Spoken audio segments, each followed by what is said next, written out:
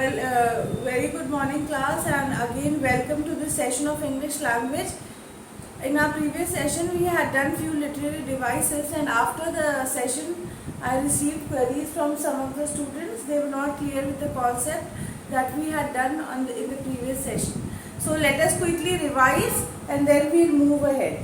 Okay, first literary day was alliteration.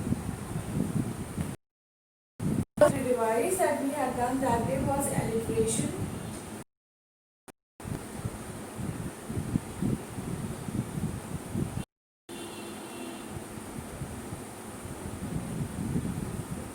Now, among those who have understood, who will tell me what is alliteration? Ma'am, may I tell? Yes, Nasha, tell. Ma'am, repetition of consonant sound. Yes, having the same first consonant sound. Having the same first consonant sound. Now, who will tell me the example of this? Who will tell me the example? Who will tell me the example of alliteration? Who will tell me the example of alliteration? Ma'am, may I tell? Yes. Yes, Umang, tell. Continuous as the stars that shine. Yes, Umang. Continuous as the stars that shine. You are saying continuous as the stars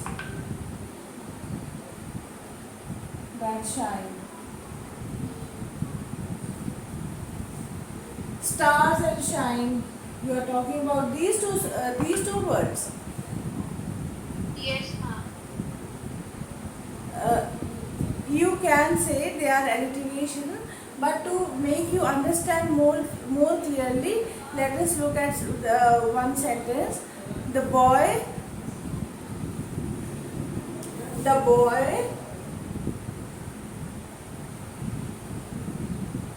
buzzed around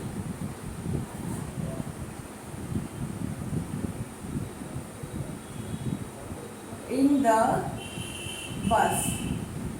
Clear? See the sound? Boy, buzzed, bus. A sentence contains three words that produces same sound in the beginning.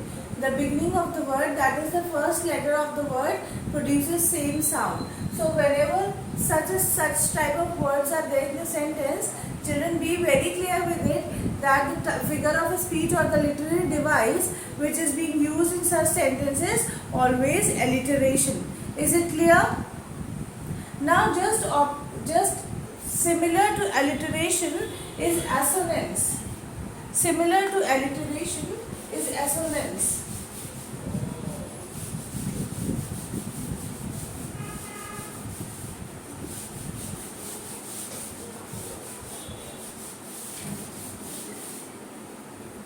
Similar to alliteration is assonance.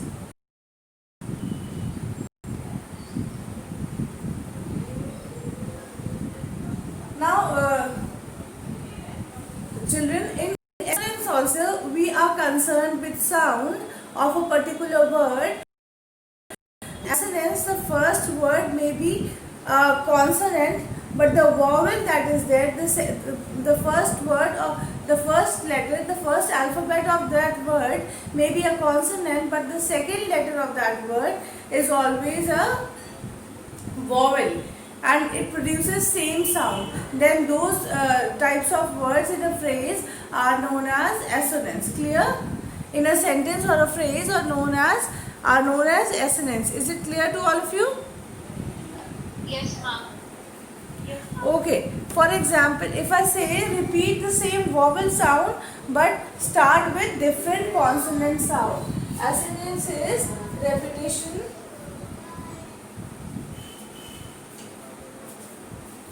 of same vowel sound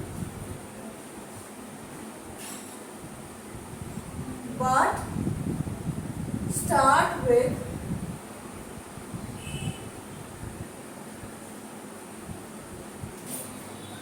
different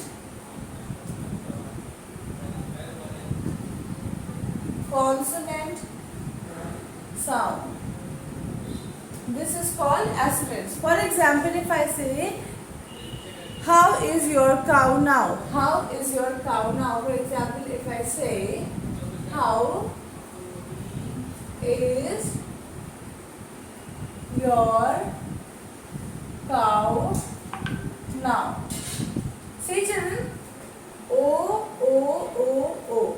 The sounds of the vowels are same, but they are second letter in a word, second alphabet in a word.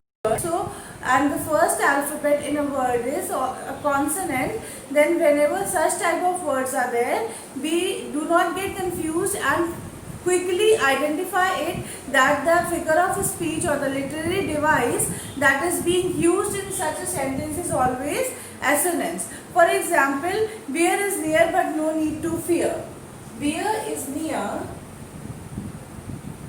Bear is near but no need to fear.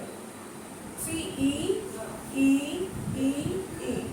Whenever similar type of sound is there, and those alphabets are always vowel, then in such a sentence, do not hesitate in recognizing and recognize it as an assonance, as the figure of a speech or the literary device used in such a sentence is always assonance. Okay, is this much clear to all of you? Yes, ma'am. Okay, next talking about hyperbole. Next talking about hyperbole.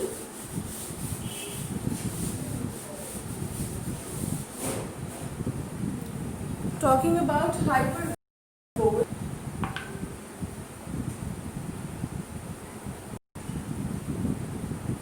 Whenever the word hyperbole is said in front of you, just do not get confused. In such a type of sentence, we always over exaggerate something. Whenever we over something, that in that sentence the figure of speech which is being used by us is always hyperbole. We can say, when we over exaggerate any sentence or topic or claim, whenever we over exaggerate any sentence or topic or claim meant to be taken, that is meant to be taken literally.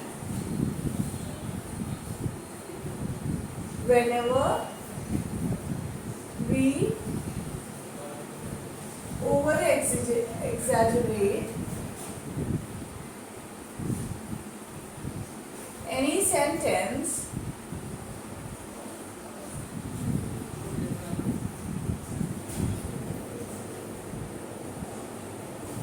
or topic or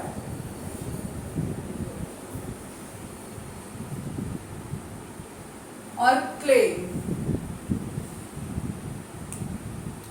For example, if I say, I have told you 1,000 times. I have told you 1,000 times. If I say, example, I have told you 1,000 times. I have written, I have told you 1,000 times. Do we tell anyone something 1,000 times? We don't tell. Just to say that we have, just in order to express ourselves in a way that the person comes to know that thing has been told to that person many times. I am saying that I have told 1,000 times, or I have explained to you 1,000 times. She has ocean of knowledge. She has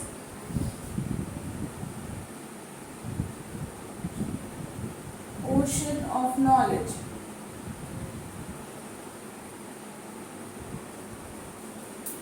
See, ocean is very vast. Nothing can,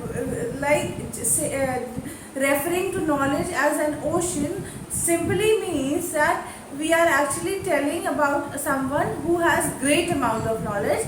That is why we are saying that she has ocean of knowledge. That means we are actually over exaggerating in order to make the person who is listening to us understand it more clearly. Is this much clear to all of you? Yes, ma'am. Okay. Yes, ma'am. The next figure of speech which we are going to do is pun.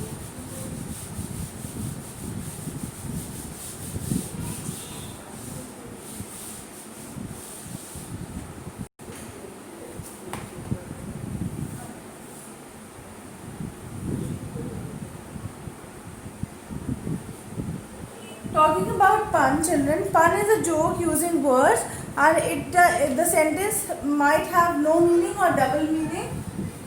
Pun is a joke using words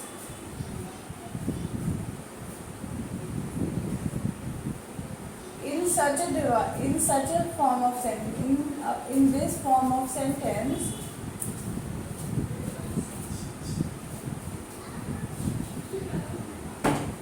In this form of sentence, the sentence might contain